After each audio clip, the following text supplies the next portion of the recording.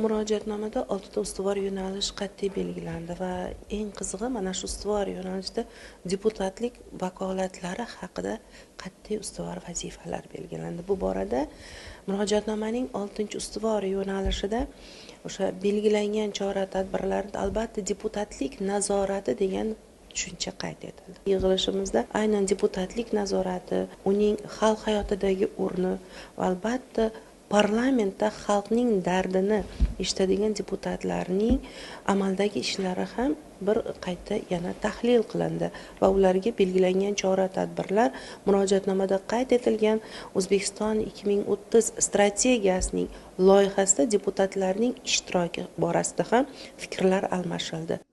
Davra suhbati yakunida Prezident murojaatnomasida belgilangan vazifalarni hududiy darajada samarali amalga oshirish, mahalliy vakillik organlari faoliyatida tashabbuskorlik va mas'uliyatni kuchaytirish, parlament hamda deputatlik nazorati mexanizmlarini yanada takomillashtirish bo'yicha amaliy taklif va tavsiyalar ilgari surildi.